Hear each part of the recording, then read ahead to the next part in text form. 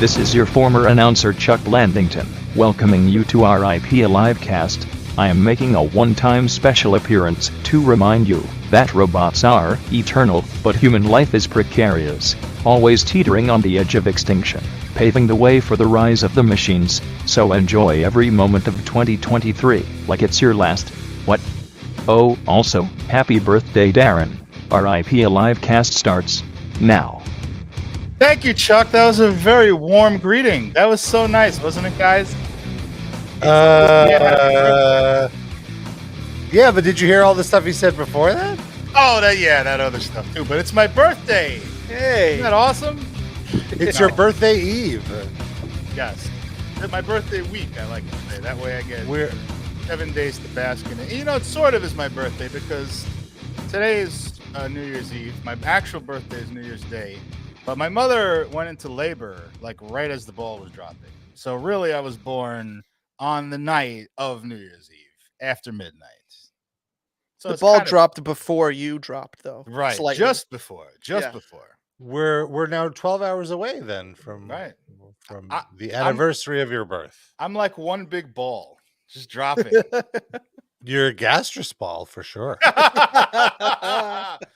You know, I don't like to mention my age sometimes on the show because I like to maintain the illusion that I'm not incredibly ancient. But I'll make an exception because I do have a small anecdote that's related to my age. I'm turning 49 tomorrow, and I had an experience that I hope you don't indulge me. One little quick story. Of course. I think you know from my listening to me on this show that I'm not a supernatural guy or an astrology guy. I'm pretty scientifically minded and skeptical of most things. I had one experience in my life that I could deem to be somewhat supernatural, and it's probably my mind playing tricks on me. But when I was a teenager, and I may have said this on the show before, when I was a teenager, probably 14, 15, or 16, I'm guessing, I woke up in the morning. I went to take a piss.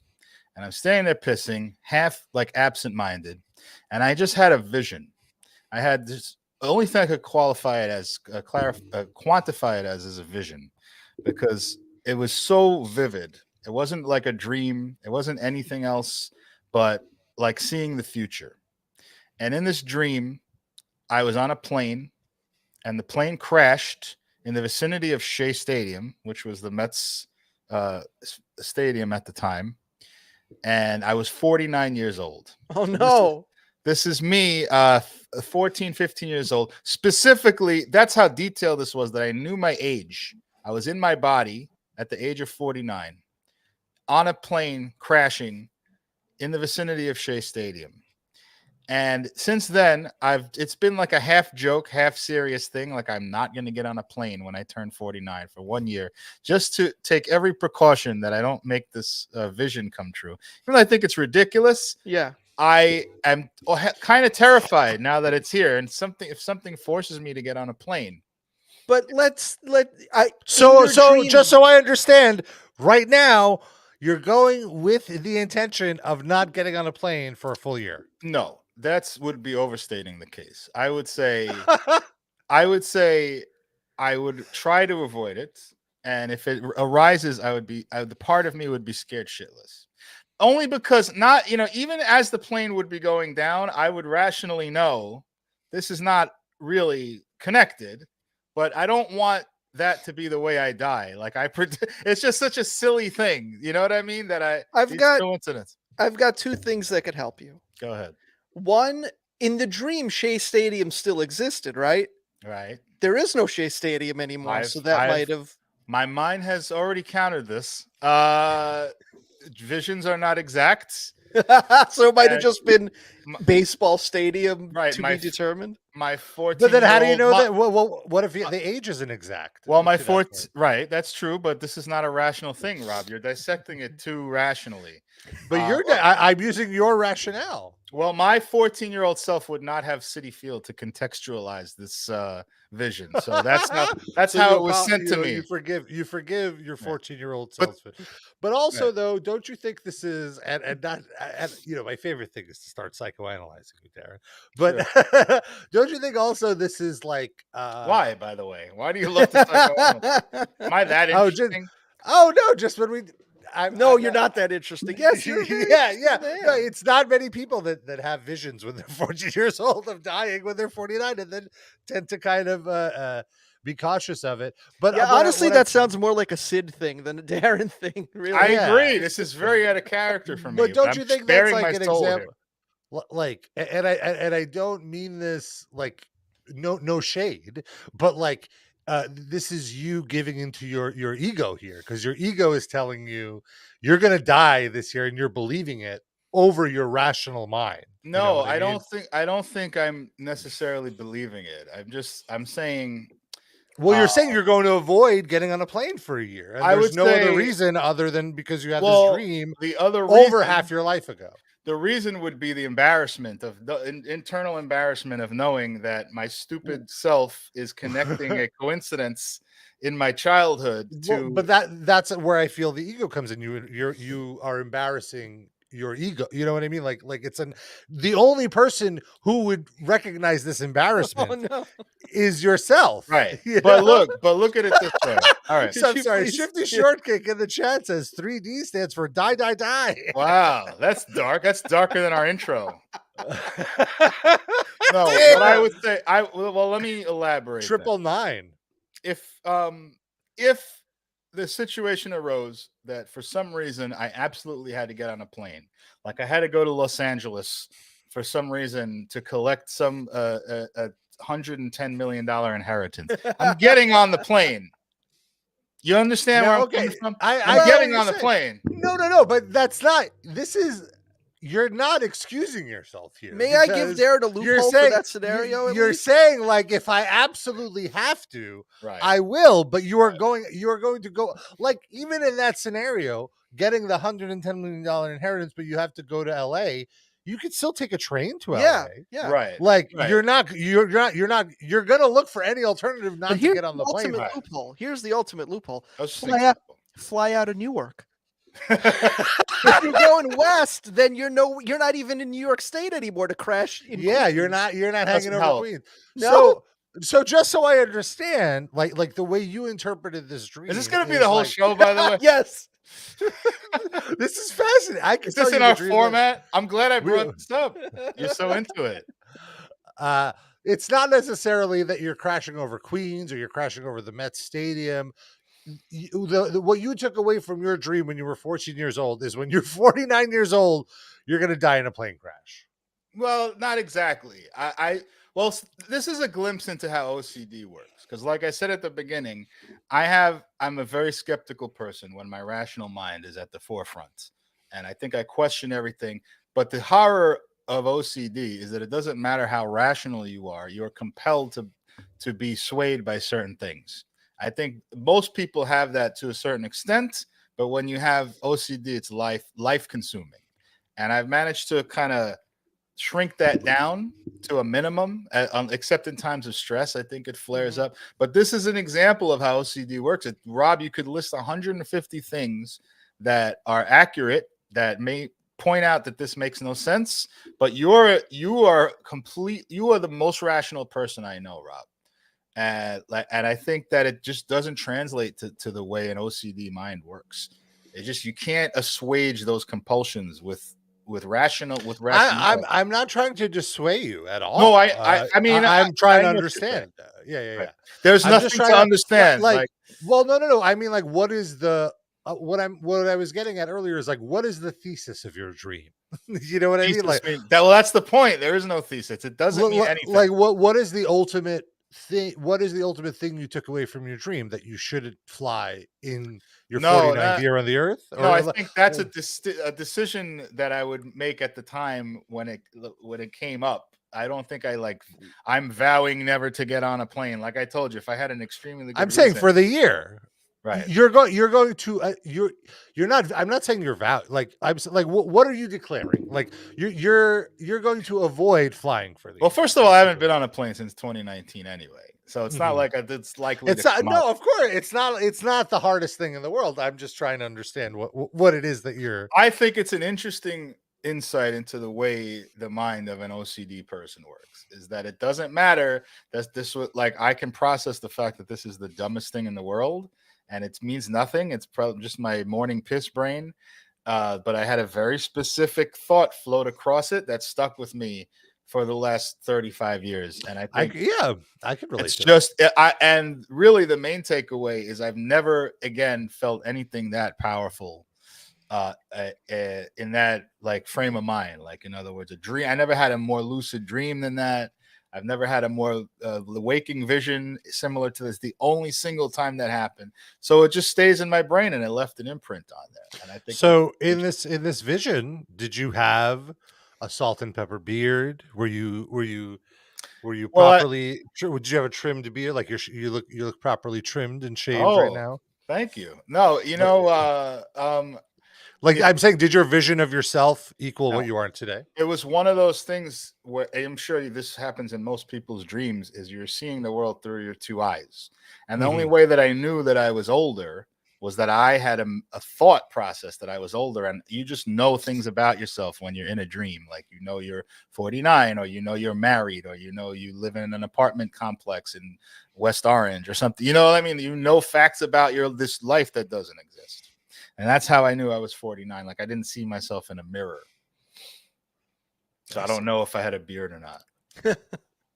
Sorry. El Duderino asks, will you get on a plane to hang out with me and my wife? If I was actually in your area, I would 100% love to hang out with you. I have to pull the Sid card and say I'm not traveling across the country to do a hang like Rob might. But if we were there, I would love the pleasure of your company. You're a wonderful, entertaining, charismatic member of our audience.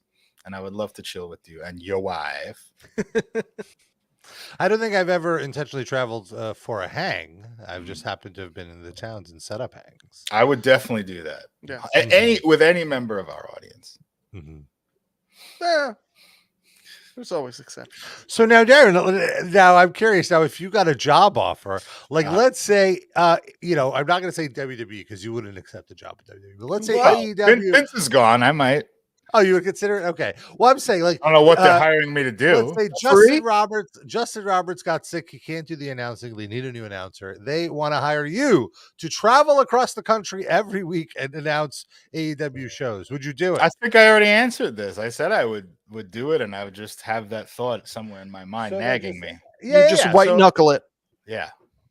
So every trip you would on landing and departing, it would probably become a funny anecdote among people I work with. They're like, "Oh, you might die this time." I think I would.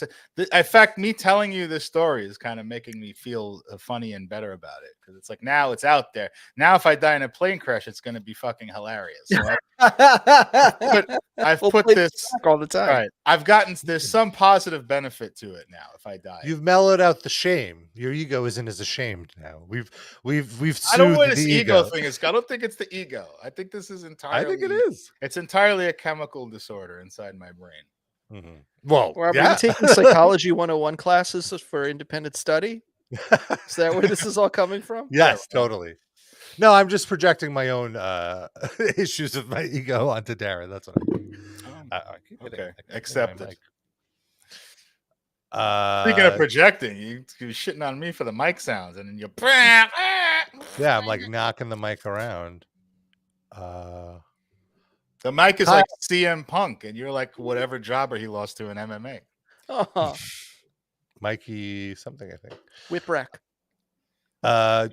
Kyle wishes you a happy birthday, and you make an old man feel young again the way you get me giggling and get my belly wiggling. All right. It sounds like Dusty Rhodes. I sort of feel like he's saying that in the Durinsky guy voice. Oh, okay. I was gonna do Dusty Rhodes first, and then I was gonna say, Durinsky, baby, you get me giggling and belly wiggling, daddy. Woohoo, daddy. And then Durinsky guy was like, giggling and belly wiggle. Make my belly wiggle, Durinsky. Come on over here. Make an old man's belly wiggle. He didn't really have a belly. He was like a rail thin. He had a really big head too. I don't know if I've ever described him. He had a normal sized head and a very thin, frail body, I should say.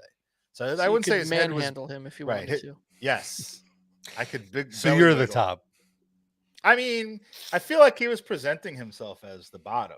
Like he was sort of, you're a big, strong man, Terensky. I feel like he was opting into that role. Taking a power bottom type position. Yeah, aggressively pursuing a top. Episode title. Yeah. APAT. APAT. It happens. Sometimes I get aggressively pursued, and it's like, hey, chill. Are you not a fan of that? Like, the guy's really attractive? Like, assuming he's a bottom. Let's say he fits everything else, but he's just very aggressive in his pursuit of you. No, I prefer to be have a bit more of a hunt.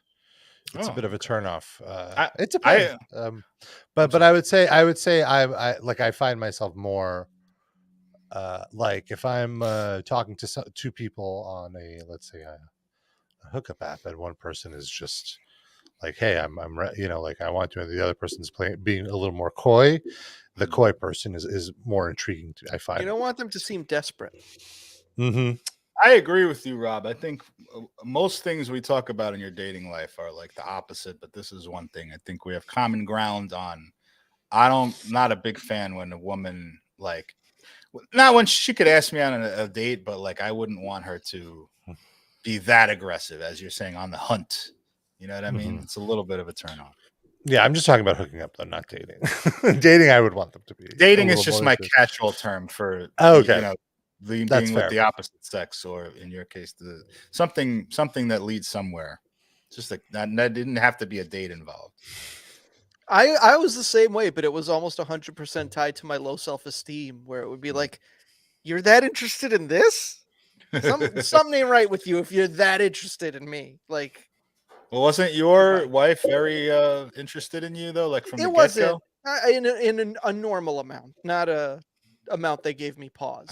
I remember when you first met her. I think it might have been when you went on one date. You went on Facebook and wrote this very romantic thing publicly. Yeah, it was like you want to shout it from the rooftops. Yeah, I think that was the second date, I believe. Okay. But yes, it was very, very early in the time. I knew. I was like, this is so unlike Sid. Oh my goodness! First of all, you're happy. It was disgusting. Yeah, Rob's like, what happened? Hump and dump. That's the way this goes. Well, no, like for me, it was a little. It was like, wait a minute. I just had to deal with 3 years of the worst curmudgeon version of Sid ever, and then this person comes in, and suddenly it's peaches, and then like it's bright sun, and everything's happy. So Rob, were you in a relationship yet when that happened, or that was before? No, that was no, I didn't. And this ties into something Deuterino is asking. Ever fuck a metal injection junkie, Rob? Absolutely not. Because I was very cognizant of not doing that. I wanted to keep those situations separate. Was there ever the opportunity and you passed it up? Nothing ever presented itself. I've never been hit on at a metal show or anything, but I think I've never sneaked it out. Listeners, but I did end up hooking up with a guy who was like a prog metal-y dork kind of guy, and he knew metal. He knew of Metal Injection, I guess, but he didn't know me. And then I told him that, like, hey, that's me, and he didn't believe me. Then he had to like Google it, and then I'm not lying. And then you dumped him immediately. We only hung out once. He said he was more of a Lamb Goat fan. Yeah, that was the end. It was Noah and drag. But no. To that point, like I didn't even consider seeking out anybody. That's what I was gonna say. Until I was living with Sid's wife's former roommate, who I had no connection to, or like I wasn't afraid if he figured me out or whatever. And then especially after he moved out, and then like there were just these random people that I would live with, so I wasn't afraid of being outed by them. Like I was, because I was still figuring myself out. Because that was my biggest concern. Like that was my big fear. That was my getting on a plane at age 49, was just somehow being outed, and then my parents finding out, and I like it seems very silly in retrospect, because it's Well, I like, and think then what would happen, but it was like the worst. It seemed like the worst thing in the world.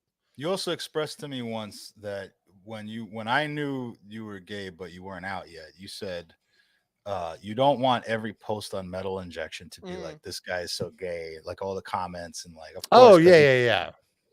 So then it'd just be about you and not about whatever the comments are supposed to Yeah, be I didn't about. want it to define me, especially at that time. It was like a very weird time, but I mean, also I think I was I was like overstating. I don't think it would have been that big of a deal. I mean, there was already bile in all the comments anyway. Yeah, it just would have right. been more focused.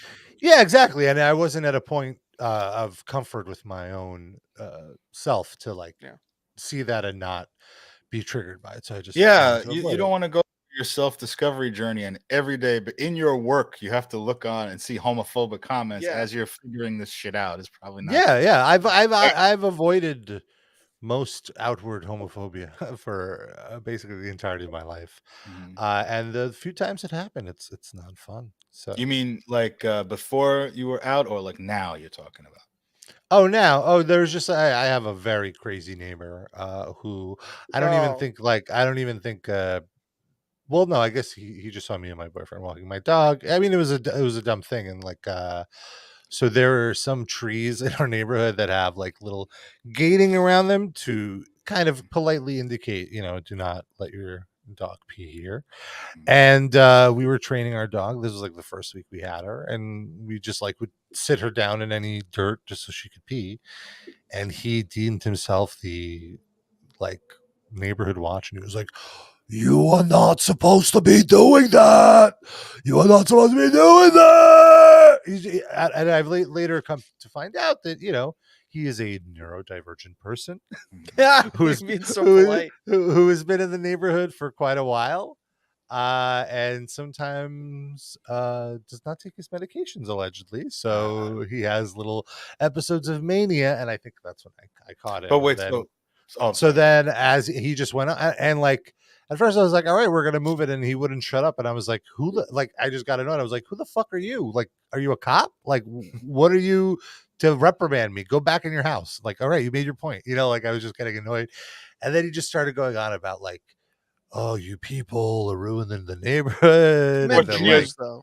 Forcing your dogs down our throats. Yes. And then like then he moved on to like pedophilia. And this was like years ago, so before this whole current movement of calling, and it was like being called a pedophile is not a pleasant thing. Whenever someone goes to that first, I always assume they're projecting, like they may be like doing something on their own, Mm-hmm.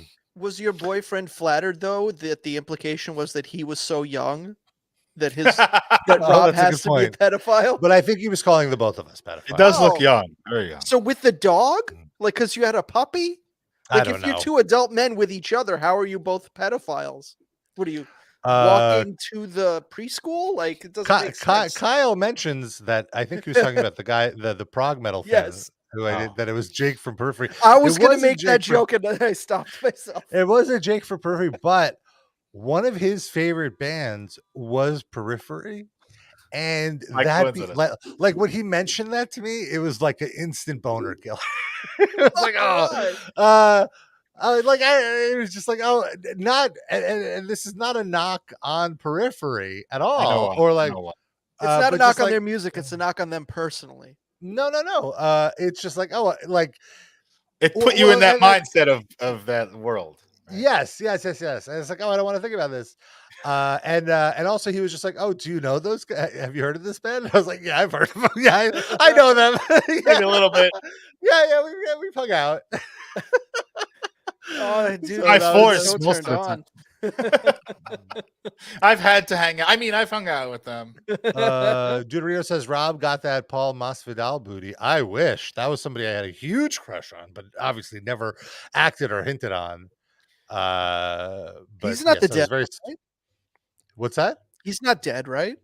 He's alive. So Yes. then there's There's still still time. time. Yeah. There's still time. Somebody tag Paul Masvidal in this Please video, don't. like Patty LaBelle was tagged in the Patty Pies video. Let's make this happen for Rob. Shifty Shortcake asks about the hookup. Was his idea of dirty talk to discuss guitar pedals? We're really making this guy out to just actually be Noah. Yeah, It's really it's not even I mean, like that was the case for like about a yeah, year. he kept talking about like ammunition museums. It was weird. I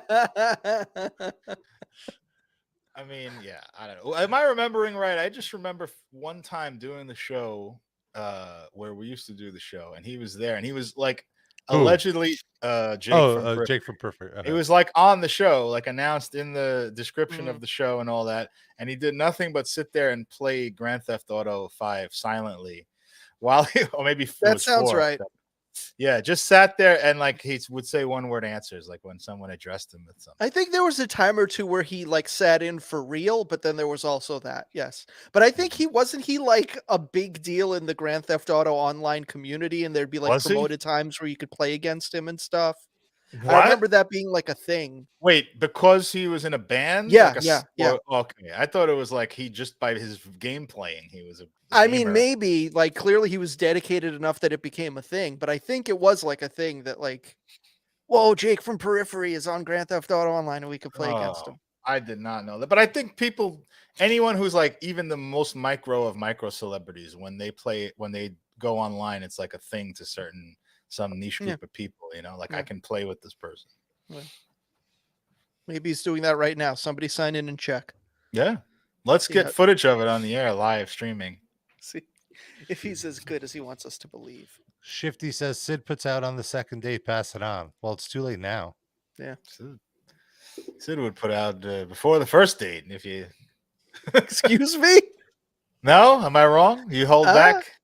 You like a little romance? Depends on the person. If I think this is the only date we're going to have, then sure, whatever. Let's make it count. But if I think that there's an actual future, then I'll take my time. So you would tell a woman no if she was aggressively pursuing you? I mean, if you were there's single. been times.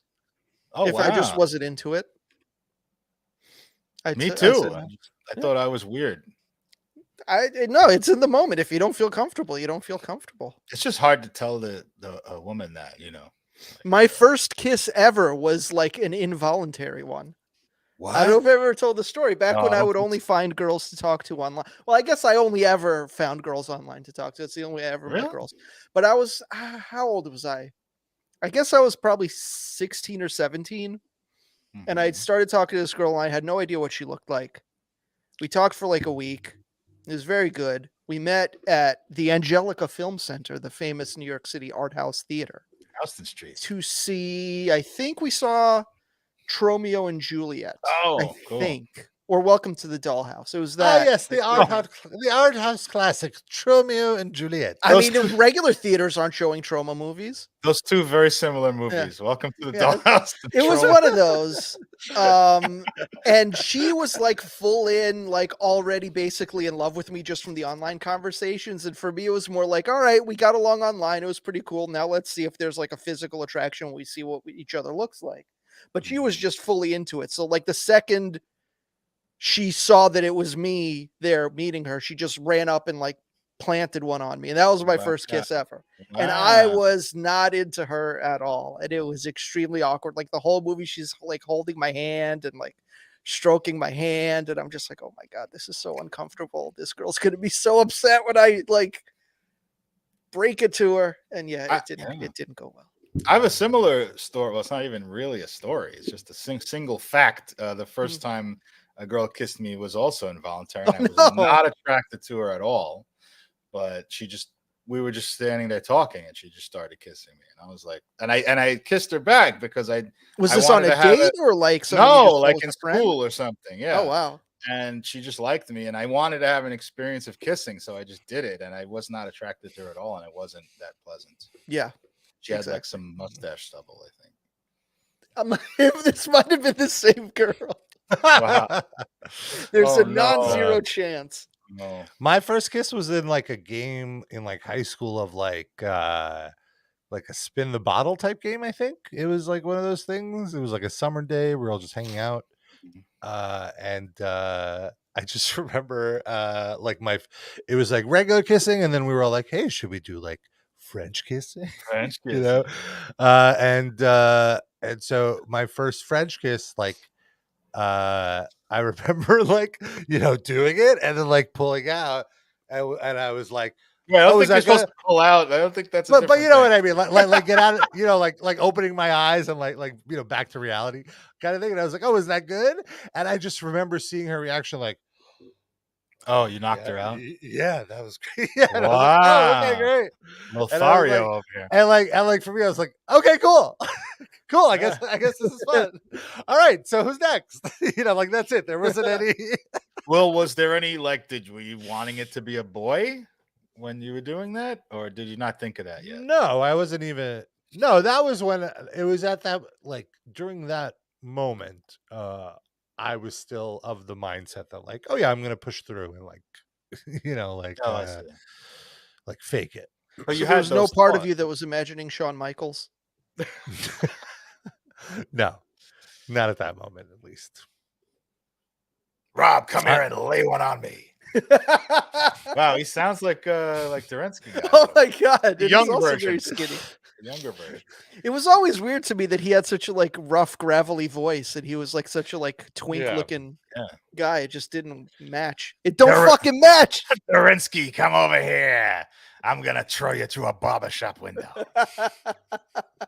Well, he did do the chewing tobacco. It don't fucking match. He did? What? I Yeah, didn't know that he did chewing tobacco. Gross. Shawn Michaels. Oh, Yes. does that make it affect your voice? I thought that's from the smoke that's why smokers have that. I didn't know that tobacco did that to you. Guess that's true. Yeah, I don't know that, but Maybe I think he his voice smokes isn't. It was also an affectation, like when you talk like. Yeah. But He's then delivering a promo. Okay. yeah. He does I have guess a he was kind maybe of trying to compensate for the more femme parts of his gimmick. He is suppose. definitely like an athletic twink, though. Mm-hmm. That's a good description. Although he does not look very good right now. He still looks like he can not so much. beat the Now shit he's out of really. somebody. I feel like an average person. But I for feel a he's very much lost his looks. I mean, Yeah. like Aw. It's for what it's because you know what he looked like. Like if you saw your average 54-year-old whatever man on the street, he looks better than that, I would say. But he's not a sexy boy anymore. Right, you know not- what he started out as. he is not a boy at all. No, He's he is not an my old boy man. toy. Oh, he's embracing being bald now. I think he had hair plugs He's before. bald? Well, he has hair, but he's like a giant bald spot. And Wow. Yeah, on the top of his head. he's letting it go now. Like he used to cover it up. He used to wear hats all the time, and I think at one No, point he he had still hair wears plugs. hats. Don't we call that the cum lagoon? Why is it? You shoot it, it pools in his bald spot when you shoot on his head. It's one of those where he has like a few wisps of hair in the bald spot. Yeah. there you go. Oh no. It looks like he's rolling up to a Home Depot. But let's. I He mean, looks like Skinner now. The old wrestler Skinner. Are those cargo shorts? He's just rocking cargo Yes. shorts. He's like a very like fishing kind of guy. Like that's his He's a vibe. fishing kind of guy. he is. He's like an older. He is Skinner, right? I mean, He tried to do the bald look. It wasn't working. Oh no, he looks he like doesn't a have the crazy right- clown. He looks like a skinny Triple H when he does that. I mean, Maybe like Flea, sort of like Flea. yeah, a little bit. Yeah, that's not great. Yeah, wow. But I mean, he looks when he's not shaving the head, like with his little wisps of hair, Yeah. he looks like a good here looking he is at his 54-year-old prime man. here. Oh, Rob, come on. calm down, Rob. Hell, You like the chests, right? So that's that's a well, very this nice is a little against type for me because at the time I liked a smooth chest, but Shawn Oh, I Michaels didn't was know the that. exception to the rule. I didn't know that was part of it. Well, what is it? Because his chest is just so nice, you overlook the hair or whatever. I think it's more just like the face and the vibe. It like like with some people, it does, there's some people that you find attractive that sometimes don't necessarily have the features that you typically find attractive, but Mhm. just their overall aura is Totally. what brings you in, and that's what it was about Shawn Michaels. And also, he was just my favorite wrestler too. You know, like he was a great You wrestler. respected him. Yeah, I respected the Shawn Michaels. Shawn Michaels. So it was all of that. And I just always wanted to, like, when the Rockers were my favorite tag team growing up, and before I even recognized what like sexual attraction was, like I always wanted to just hang out with them, you know. And really, what I realized what that meant was like I wanted to like hang out with them. You You know what I'm wanted them saying? to run a train on you. While some aggressive rock and roll played in the background, bro. Like Poison's first album is on, and they're just taking turns on you. How did we get Wait, here? Rob is the top. Well, at the time, I was only a kid. I probably didn't know I was the They're top. very you know? aggressive, strong men. Rob wouldn't have a choice.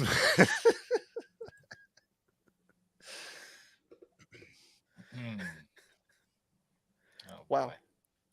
I mean, Rob's way bigger than Shawn Michaels. Now when he was 12. Yeah, but Shawn Michaels was famously like he was scared of fights and stuff. Like he would run away from. He got into that gigantic bar fight and got his ass kicked. Remember that?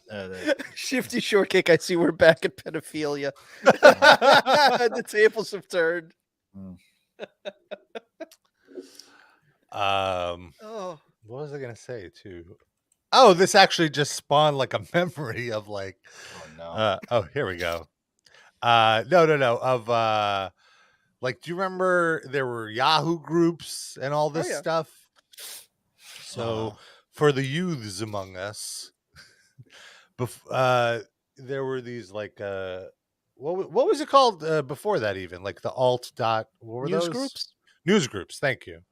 It's just basically message forums, but like I feel there was a moment where these mailing lists kind of became a big thing through like Yahoo, or I guess Google had their own versions. And I remember, I don't know how, but like this is again when I'm a young teenager questioning who is the real Rob. And I find this Yahoo group about wrestling jobbers. Okay. And it's just like and I realized it was quite an awakening for me, because it's basically like photos of sweaty, muscly guys being beat up. like it's like Paul, like here's Paul Roma had 3 appearances on Wrestling Challenge where he faced like, Iron Mike or not Iron Outlaw Ron Bass, and Ron Bass did not take it easy on him. They're like porn descriptions. Right. It's a fine line. And like the blurb caption under the porn video. And the photo would just be like, after the match is over, you just see the jobber just, on the mat, all knocked out, all sweaty, humiliated. And that was kind of, and I didn't really understand, I don't think, like what exactly that was, but I got what was going on. Wow. So jobber matches on Wrestling Challenge were like the metaphor for your gay awakening. And specifically for you wanting to be a top. I don't know about that, but great. like, I feel like, have I not talked about that before? Like, no, okay, maybe I haven't shared that on this. Maybe only in therapy. Yeah, maybe only in therapy. But yeah, absolutely, it was absolutely an awakening for me. Wow. Man. You must have loved the Iron Sheik then. I mean, he was just like basically one step from topping the guys in the ring. Yeah, it's true. He claims that he fucked Hulk Hogan in the ring once, right? Isn't that one of his insane things? He's like he got it in like the crack of Hulk Hogan's ass during some camel clutch or something. No, he did say that. I mean, I'm not saying he he fucked really him in the ass and made him humble. like through the tights. Like, I'm not saying he actually fucked him, but like he made penetration happen during the match. He said once. Oh my god! In his own words, like he didn't put it like that. I think it was implied. Well, it's kind of hot, but consent is important. Isn't there that footage of him having a boner during the match? Definitely that. Well, maybe that was 1 second before he got it in. Yeah. But maybe the boner was in his underwear. That means the pecker has to peck out. maybe his tights were so tight and Hogan's tights were so tight that he got like a slight amount of penetration there, like as if you were wearing two condoms. You know what I mean? It seems like he'd have to be very erect for that. Well, and also, sure, but he is. Also, did you see like, the Hogan photo? Hogan is a straight guy. Like, how is his rectum so loose to be able to like take this fat dick? I'm not saying this actually happened. It's not the dick that he's just taking. He's also taking the layers of underwear. I think it was more like a hot dog in a bun rather than a hot dog through like a donut. Oh, so like a dry humping situation. Yeah. As Sean Grissens used to say, the vagina. Well, that I believe. But also, Rob, sure. I'm not claiming this actually happened. I'm saying that the Iron Sheik claimed it. Is all I'm saying. Look, I'm just trying to understand the logistics of it. That's all. Like earlier in the Rob's going to be jerking off to this later tonight. He wants to specifically know what the image is. Rob's going to be recreating with Hulk Hogan. You're fact checking the Iron Sheik's YouTube videos now. Mostly false. Pants on fire. That could be your OnlyFans. You're just reenacting Iron Sheik sexual assaults. Even if someone's as shitty as Hulk Hogan, it's not okay to sexually assault them. That's correct, right. Rob? That's correct. Consent is key. Even in rape scenarios, they have to consent to be raped. Oh, then like played like a rape fantasy, you mean? Mm-hmm. I see. Gotta have a little eating safe eggplant word. parmesan beforehand is optional. What happens when the person? Well, as long as you warn them that you feel like a pig, it's okay. What happens when the person's whole fantasy is that they don't want to consent? So the consenting takes them out of the moment. Yeah, that's it's funny that you say that because I've had that. Oh no, preposition to me, is that the word? Proposition, right? Proposition to me, yes. And I stopped chatting. I was like, you are fucking weird. Well, do you have? I wonder what those people do. Like, do they discuss it at a time that's so far removed from the actual sex that maybe that would be my guess?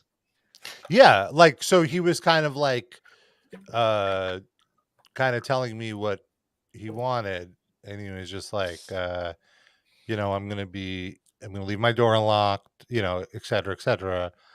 And then and he was like, yeah, and I want you to like I just want you to know I'm going to resist, but I want you to like force me, and this all this feels stuff. like entrapment. And then he's like yeah, exactly. It was like no. And then he started going like, oh, have you ever roofied somebody? Like, have you ever done?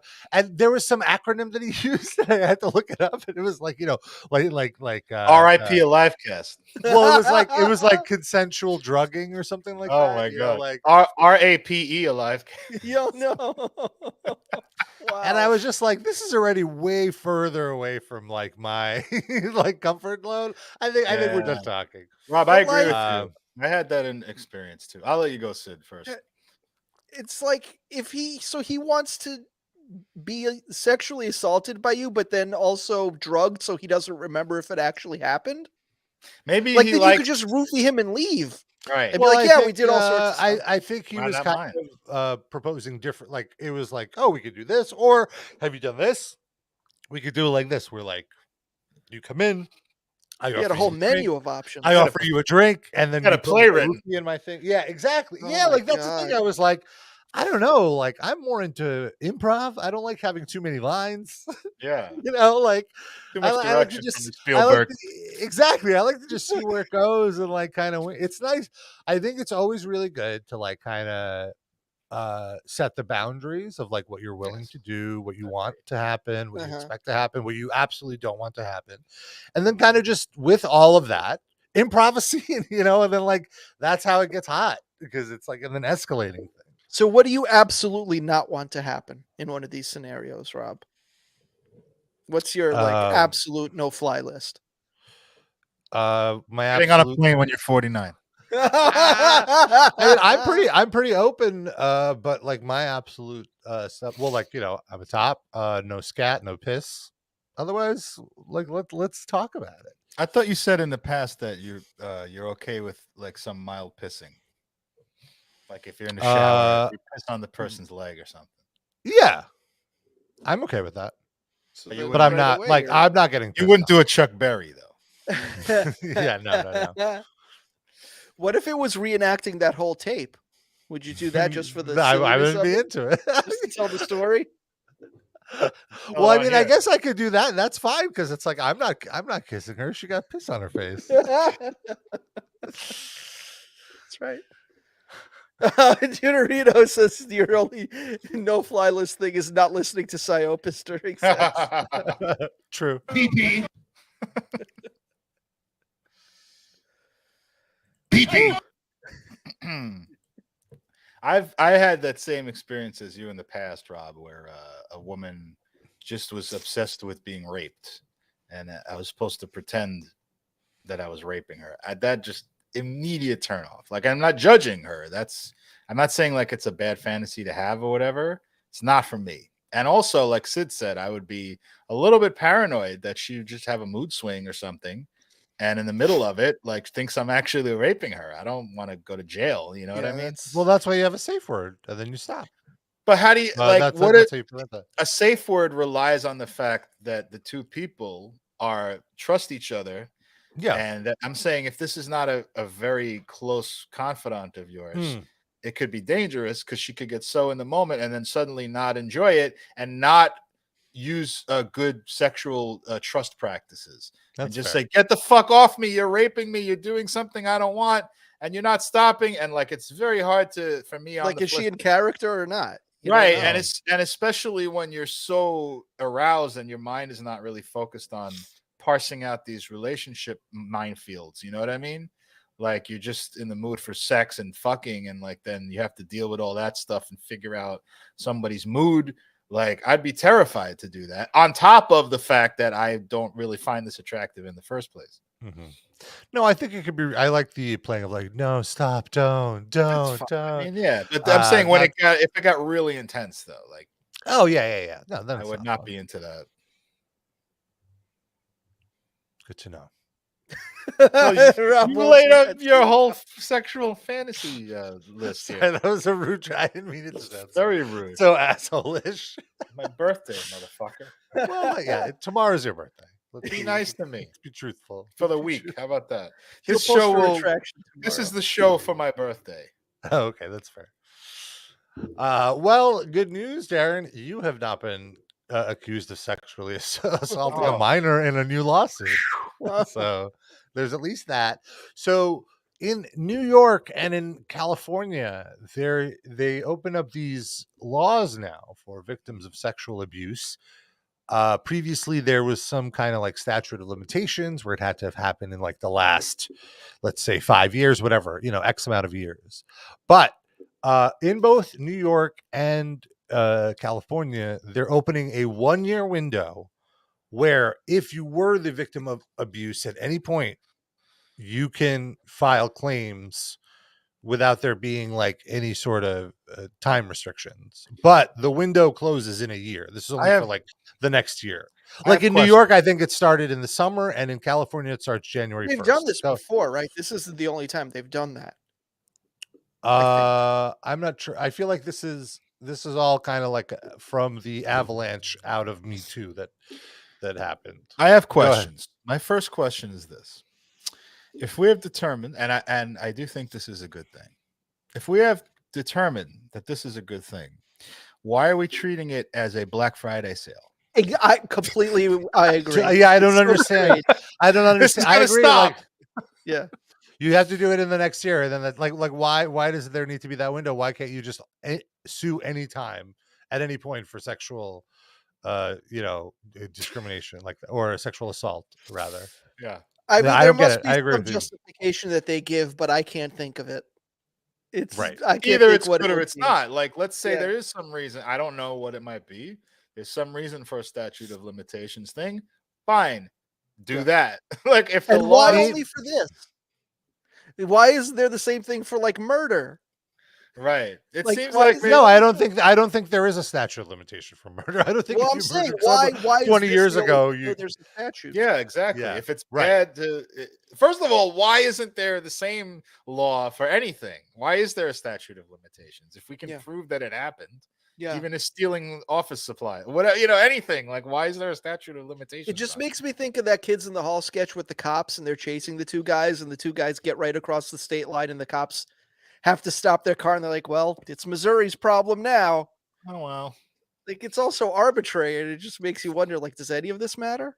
Like, Well, what it really makes me wonder is maybe it's just purely administrative. Like they have a backlog of cases and they don't want to just, all right, I mean, that's 7 years, probably fuck it. it. Don't bring us any new shit. Yeah. Fucking rape victims. Fuck Yeah. out of here. There's so many of them. Yeah. We'd never get home to our families if we actually had to help rape victims all the time. Good grief. So with that said, Steven Tyler is being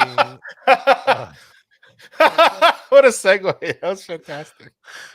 well, he's the one being sued for sexually assaulting a minor.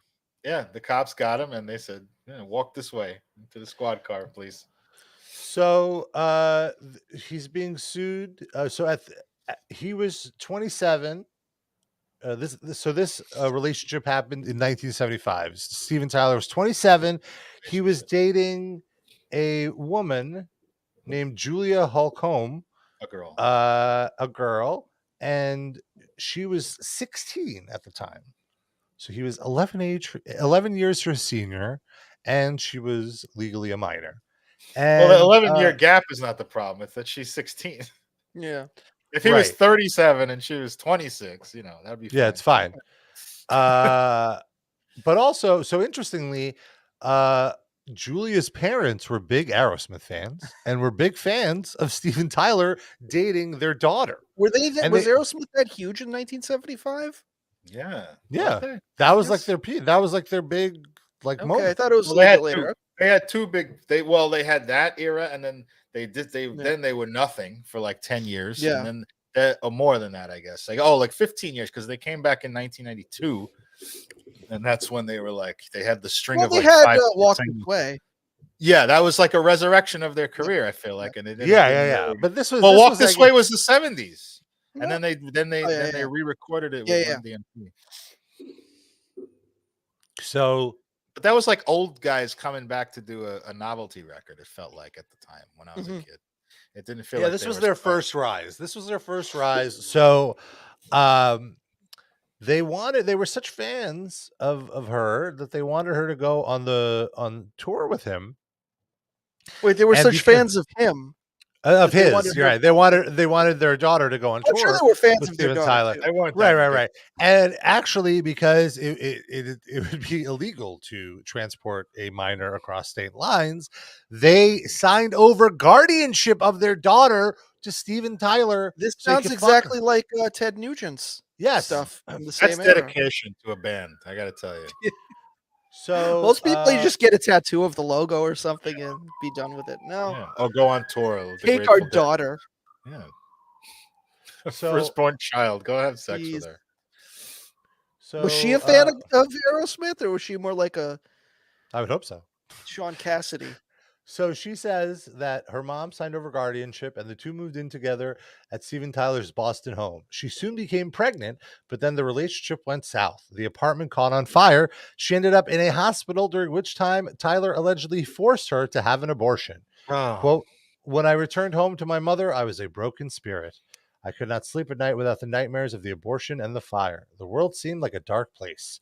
For his part, Tyler contends that the couple jointly decided to abort the fetus, saying it was a big crisis. It's a major thing when you're growing something with a woman, but they convinced us that I would never work out and would ruin our lives, he wrote in his memoir. He added the experience sent him on a downward spiral of drug and alcohol abuse. Oh, poor guy. Her fault. In her lawsuit, Holcomb says she first met Tyler, who has identified as defendant Doe, at an Aerosmith concert in Portland. She claims that Tyler was aware of her age prior to inviting her back to his hotel, where he, quote, performed various acts of criminal sexual conduct upon her. She claims that he had a second encounter with her at an Aerosmith concert in Seattle, after which Tyler convinced her mom to appoint him as her legal guardian. Wow. Only after 2 hangs. I got a question now, and there may be more to this. Just bear with me.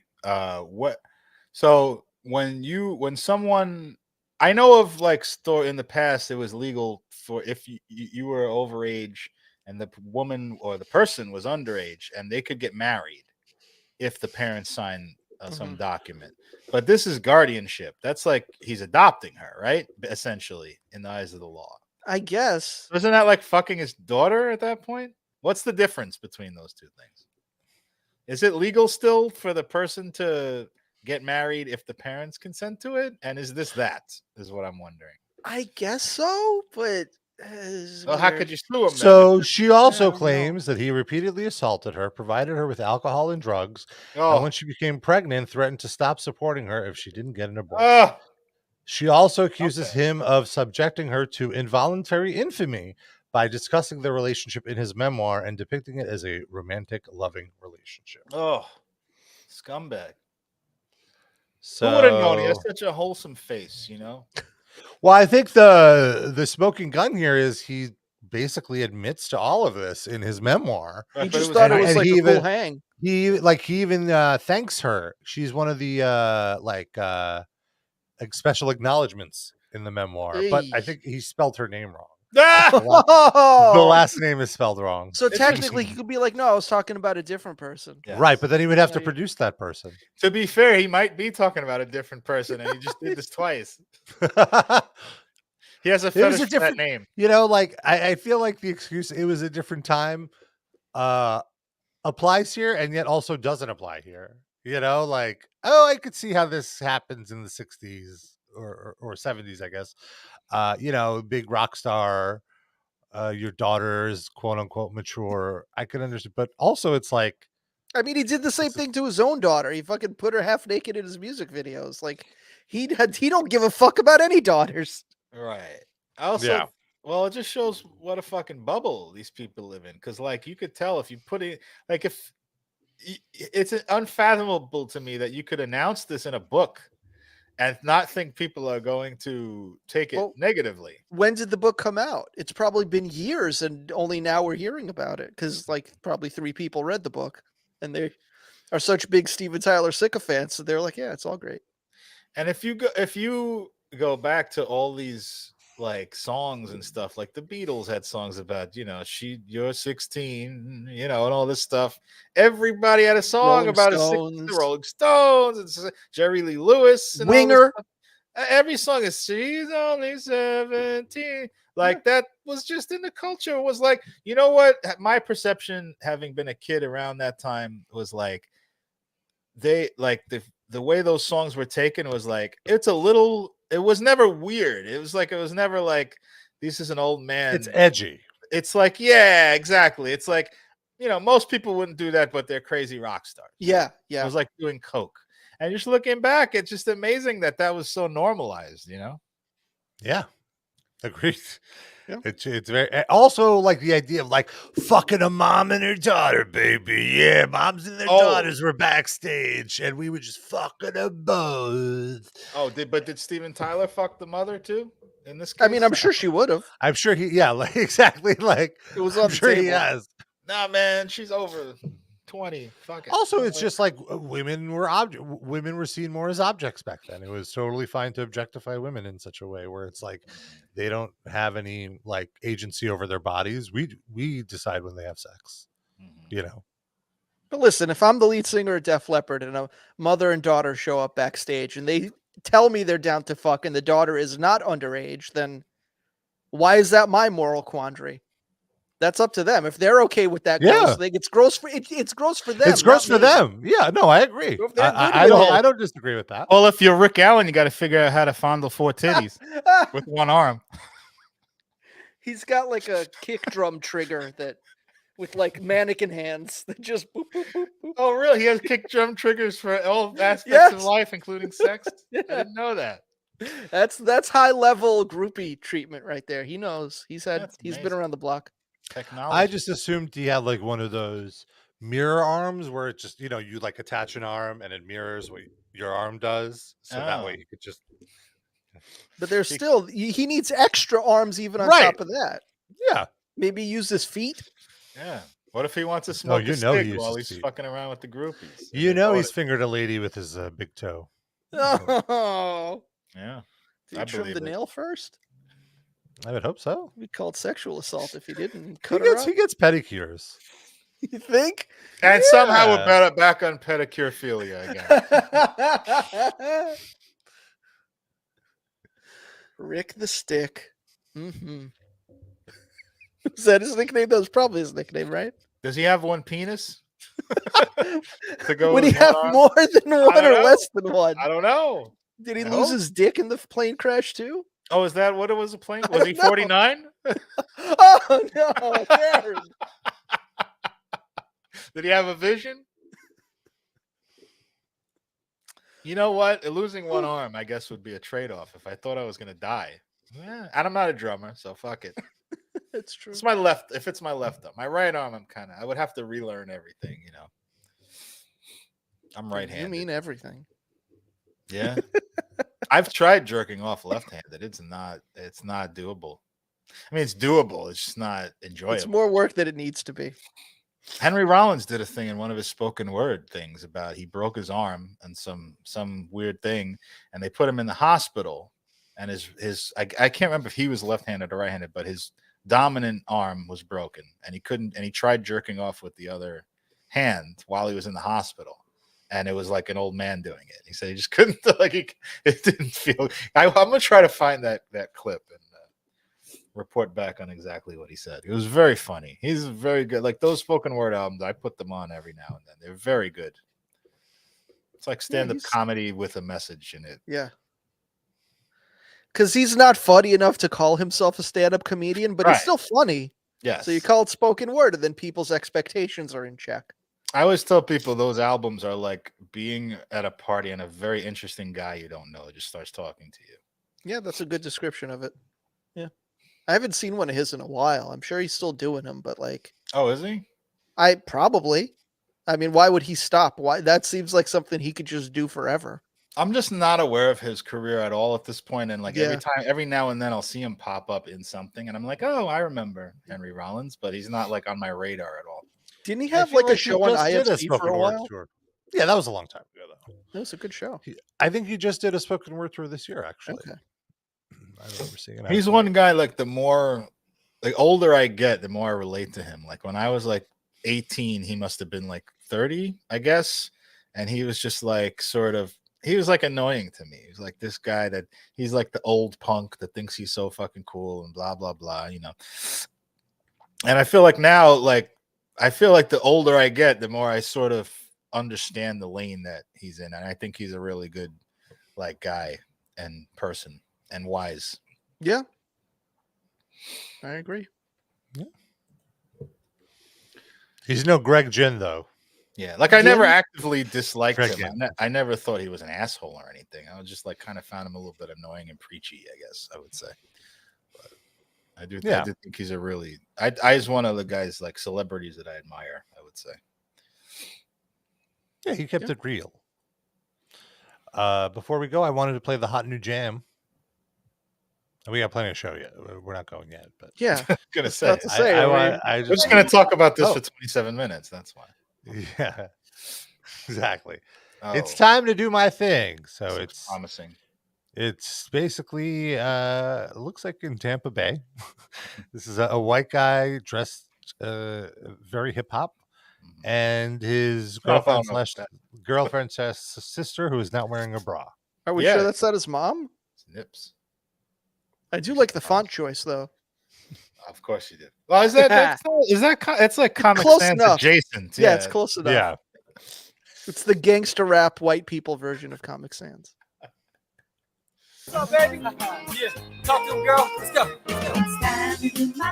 Yeah. This is the hook coming first. That's a new one. My sisters and my brothers, it's time to do my thing. What I do. I'm tired of listening to everyone. Preach it. Oh yeah. Oh. It's time for me. Does she fall into this pier at any point? That's definitely his mom. If you're listening on audio, she's dancing right on the edge of a pier right now. And not looking very shaky. Tired of people always trying to change the way I wanna be. Always in my business, ragging all yeah, G, telling me what I gotta see and who I gotta be. And I can live for them and not for me. Ain't nobody gonna help me get to the top. I'm gonna keep climbing till my heartbeat stops. And when it stops, I know I'll finally be at you. Where I can rest my head with my other bowl of cheese. Wait, with his other bowl of cheese? What did he say? I think so. I could rest my head with my other bowl of cheese. It's Jacksonville's Where I can Plank. rest my head with my other bowl of cheese. Yeah, I don't know what What he's. we need subtitles for He this. said, with please. my all apologies. He's a Nirvana fan. No, please no. Does that shirt say sap? I'm not. Her All of this nipples is are like very sort of out of distracting. focus and just. Is this from like 1992? That's like standard definition. Yes, definitely. It's like a VHS tape. Shifty Shortcake thinks that's Ivan Moody, by the way. Is No, that Ivan Moody? This is not. This is like 2002. This is one of those mini TV cameras. It looks like you could tell by the digital artifacts on it. Yeah, I keep trying to adjust the tracking while this is playing. Step away from me as if I was a crook. I'm trying to find a home to stay with some good residents. But every time I get comfortable, I'm dealing with the nonsense. Everywhere I seem to go to This guy's the lost member of PG-13. Yeah, this is brutal. She likes it. He's doing the mom. Lots of people and I've gone nowhere. Put Nowhere. my faith in others who did not care. Time to do my thing. Uh-huh. Don't listen to all others. It's time to do my thing. My My thing. sisters and my brother. Nowhere. I mean, she's the real talent here. Absolutely. She's keeping it tune. Ha ha. Posabini or whatever. His What? name is. No, no, it's like Wait a minute. It's time to do my What's happened to thing. Frankie? Amir's been a little under the radar lately. I wonder A if little? he. Just like Henry Rollins. It's disrespectful. time to do my thing. All right, where's that dick? That's his thing. I'm not defending Harvey Weinstein at all, but Sadly, there hasn't been a new episode of his podcast in 2 years. Oh no. 2.5 years at this point. Are they I an still active can't figure band? out what it is Louis C.K. did wrong. No, Thing. It was time. It was time to do his thing. There just happened to be women in the room when it was time to do his thing, but he can't control when it's time to do his thing. Right. When it's time, it's time. Yeah. Just like Steven Tyler. You don't wait till she's 18. It's time. It's too late by then to do your thing. The time is when she's in high school. You gotta get that conservatorship of the get that shit signed, man. That was gonna be time an to sign Aerosmith. that thing. Yeah, that was gonna be an Aerosmith lost B-side. It's time to do my thing. Cause I'm crazy, crazy. Crazy Also, just for please this understand me. 16-year-old baby. Sorry. Yeah, they haven't been. Amir haven't been active all year. Their last. So they were supposed to play Ukraine and Moscow in April. I don't think that happened. Yeah. That's like having a show scheduled in July 2020. It's just, oops. Sorry. But yeah, they've just been putting out merch. That's all that their social media. Is it all like I fucked your girlfriend and stuff like that? Yeah. Hard. No, it's not that edgy anymore. No. It's That's more disappointing. Are they going to be a touring with logo. Bad Luck 13 in the future? I don't think so. Rob, That's what Steven was- Tyler's bad luck that the girl was over 13. Yeah. There's this odd photo of New Jack, What? RIP legend. legend, pointing to an Amur vinyl on his wall. This and shit sucks. That's the caption. No, This the is why I caption is- assault people. Shout out to my homeboy Frankie Palmieri. Check out Amur. Of course he would like Amur. Wow. He's wearing an Amur shirt too. I like it. I like my caption better. Yeah. Oh, got a little Black Panther figure there. Yeah, and his autobiography. Was this a signing? Like, what is he? No, I think this is his apartment. This is his room. That's where he's doing the signing. Got a little table set up in his living room. Time to do my thing. Now that And, hook is in my head. and Virgil is there next to him, just out of the frame. He set up his Oh. own table. I wanted to do a follow up on George Santos. We talked Oh about my him God, last there's week. so much. Speaking of Virgil, The shamed, questionably gay Republican. Virgil, unlike George Santos, is actually black and Jewish. And I wouldn't say that George Santos was the top, but after seeing his boyfriend, not to bottom shame, but it does look like he might be. Who's the top in this situation? How can you Or tell? they could be Which one is first. which? They could be sides. Is that Sides, a by thing? the way, is non-penetration. It's just like oral. Oh, I just thought dry sides. hump your hip. Yeah, I was gonna say I thought sides is you only spoon. That's it. There's no. It's just you're not a top or a bottom. You're a side. Is the idea? You just don't like penetrative sex. Oh, That's a thing Okay. now. I mean, it was always a thing. There's just a label for it. there's a label for everything. Every gay thing, it seems like. Anyway. No, many straight things as well. Yes, but I feel like. So label for gays. he said that he had family that died in the Holocaust. It proved to be untrue. There proved to be no record of it, and that his mom was actually born. He said that like his mom's side of the family died in the Holocaust, but his mom was born in Brazil. He said his mom died on 9/11. He put out two different tweets at different times. One said that like, oh, I can't find this joke funny because my mom died at 9/11. And then one tweet he put out like in, December, like, oh, my mom just died. My thoughts to her. Well, Rob, to be fair, one was his birth mom, and the other one was when his mom sold him to Steven Tyler and his wife, and that was his. One was his mommy. Right, when he was 16. And then when the questions of his Jewish heritage came about, this was the money quote. He said, "Oh no, I didn't say I was Jewish. I said I was Jew-ish. I am a little," which I'm just like, is this 30 Rock? This is 30 Rock. Yeah. That's a joke I made when I was like 8 about myself. Yeah, like fuck out of here. The latest thing I saw about him was that in 2020 he claimed that at some point when he was younger he had like radiation therapy for a brain tumor, and now there's no evidence of that ever happening either. So he's just everything is a lie. That's so he just funny likes because, lying like, at that point. Yeah, we all had that friend who it's just like we always joked about like everything they say is a lie, and like it's just like, why are you lying? Like you don't need. Why do these people need to lie this much? Yeah. We all know you're lying. I had dated a girl when I was about 20. I was between relationships, and I started talking to this girl, and she started telling me everything you would bring up. She had something like, well, let's go to the pizzeria. Oh, my uncle owns a pizzeria. I was like, okay, maybe that's true, But then there was like an accumulation of things. And then she told me she was on the NBC soap opera Another World. Which it shoots. It used to shoot in our old neighborhood. So I was like, what? And then I went and I asked my next door neighbor who watches these soaps like religiously. I was like, do you know this person? Told her name. She's like, she's full of shit. The fuck out of here. Why would why would you something so easily verifiable? Even in like 1994, when there was no Google, you could easily find out the cast of a soap opera. Like, what are you doing? Yeah.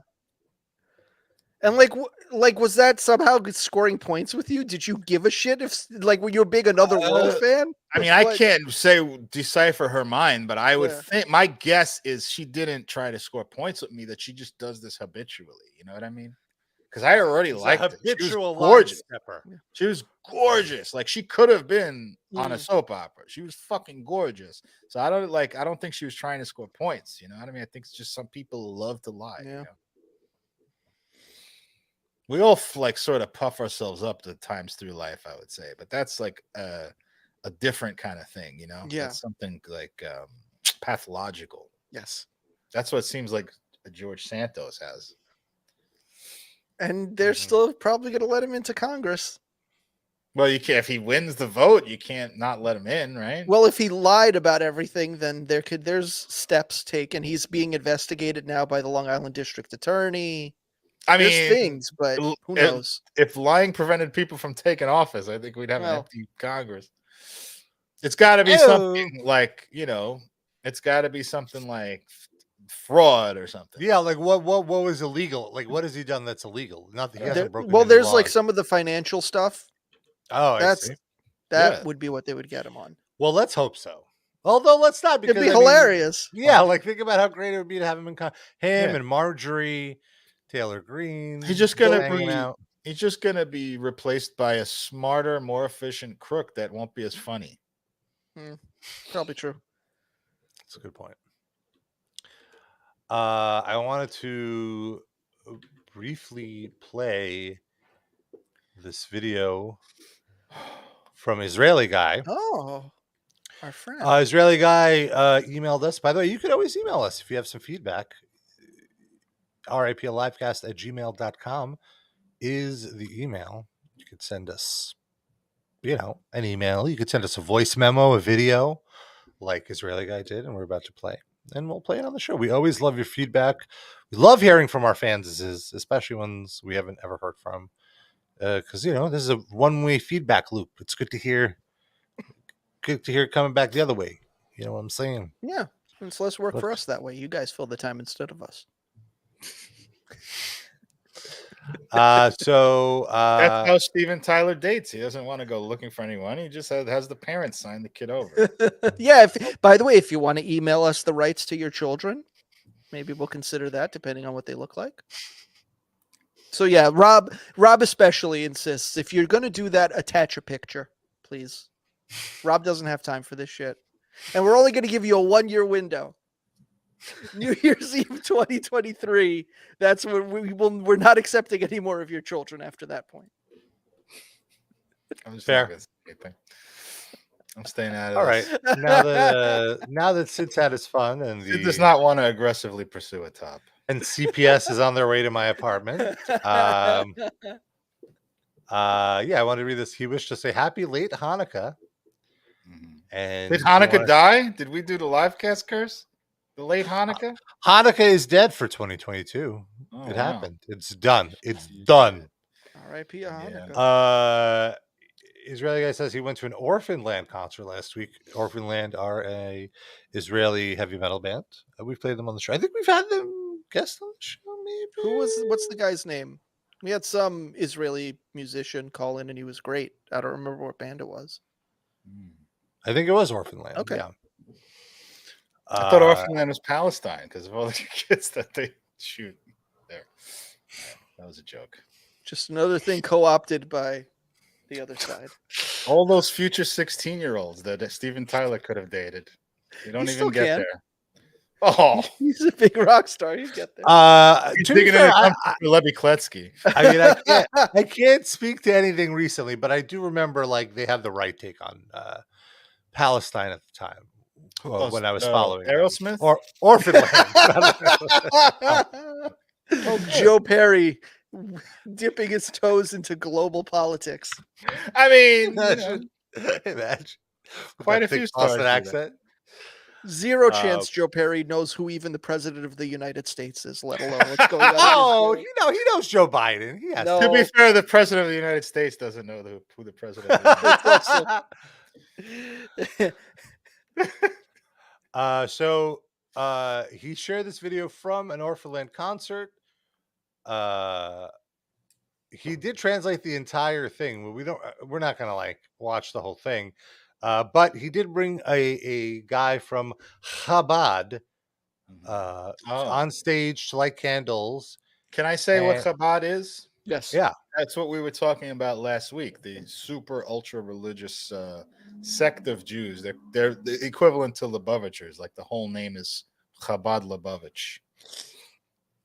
So Israeli guy says, last week you described them as very extreme religious people, but this is not their most distinctive characteristic. I'm starting to think that Israeli guy like works for the Israeli CIA, and his job is to just like Chamber of listen Commerce. to like he's listening to any negative portrayal of Israelis and has to set the record straight every week, and we love you for it, Israeli guy. I think he's just a very nice guy and a very thoughtful guy who we disagree with on several things, and he feels compelled to argue with us, and that's fine. We welcome that, and I have no hostility to you. No, none at all. Genuinely.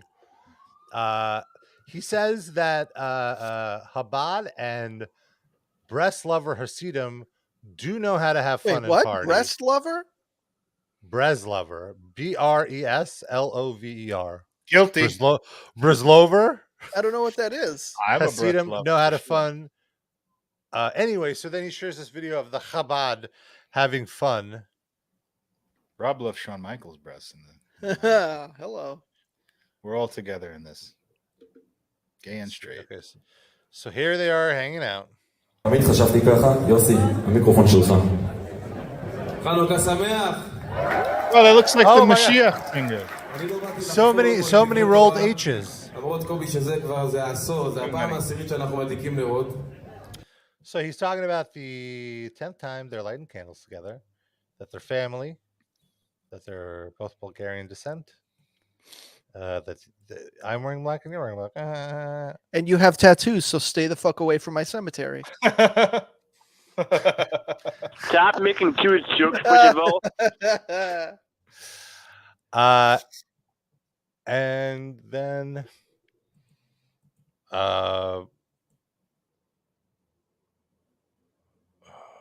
then they play the shofar. Here we go. Is that the Necro Butcher?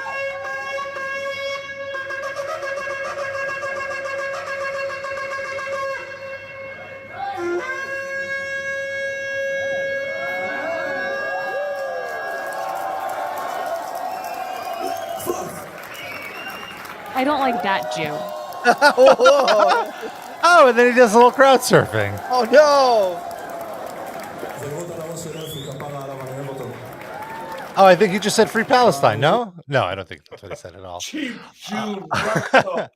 Shifty Shortcake asks, Father Christmas is Jewish? Anyway, Yes. let's wind down the show. Half the fucking city's Jewish. Let's wind down the show with a little Spotify playlist picks. Every week we pick a song. Each of us, we call it the RIP Livecast Music Break. You can find it on Spotify. And this week I picked an artist who I am blown away by. And the song goes hard. Can't really pronounce this guy's name. Steven Tyler. It's easy. It's Hagop Shaparian. That's Ben Shapiro's birthday. Hagop Shaparian. And the song is Right to Riot. It's a really, really great electronic song. I've been listening to playlists by this electronic DJ Fortet, who's very good. And You mean Four Tits? It's what Rick Allen had. Fortet, T-E-T. And just found this on one of his playlists, and it really connected with me. And I wanted. That's I my hope shit. it connects. I hope it connects. I hope it connects with you. That's why I picked. Sid, what'd you pick? Courtney Love was on the Mark Maron podcast this week, and whoo boy, was it a thrill ride of stream of exciting. consciousness insanity for an hour with Mark Maron barely getting a word in. Like literally barely getting a word in. It was He introduced the interview as like, here's me listening to Courtney Love for an hour, and it couldn't be more accurate. Did It he was seem so good. frustrated by that? Or was No, he loved it. He was just like kind of like trying to catch. He was holding on for dear life. He's a pro. I will say I'm sure he was frustrated, but I'm sure he also was expecting this. Maybe not quite to that degree, because there were definitely times where he started trying to make a point and she would just steamroll him and he wouldn't get more than 2 words out. It was just her on another tangent. Yeah. But I'm sure he knew that like this was going to be great podcast material and like people would be talking about it like we are. This is what Nick Broomfield wanted from his movie. Oh my God. But it did remind me that despite all of her insanity, she or whoever she co-wrote with had some great fucking songs. I was trying to pick a whole song for the playlist, and there were so many good ones, it was hard for me to narrow it down, but I went with the song Gutless from the album Live Through This. And it's a great one. And yeah, you know, sometimes you got to like the art and maybe keep a safe distance from the artist. And this is one of those times. Like, I you know, not that she's an evil person or anything, but she's just, it's a lot. I don't know that I'd want to be stuck in a room with her, but her music is great. I want to be She had a fair great to- line. Sorry, go ahead.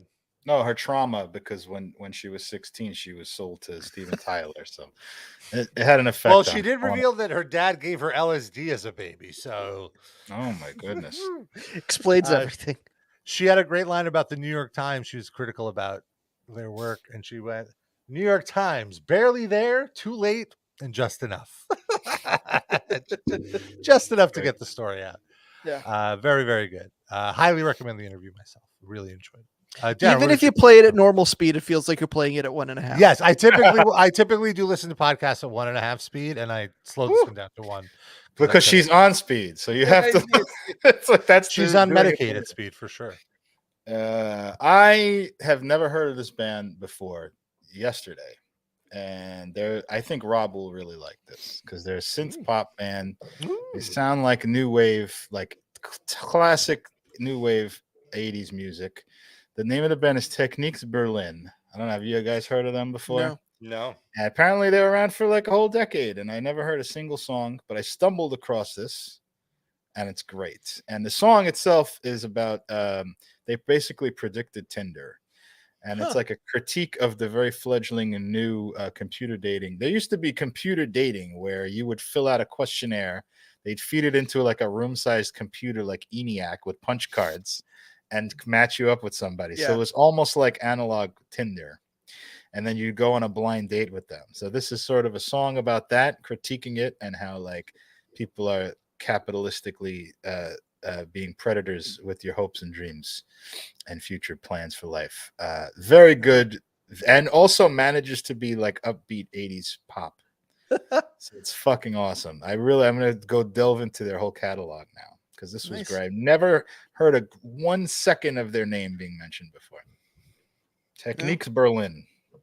It's awesome. Nice. I want Rob's opinion on this too because it's right up your alley.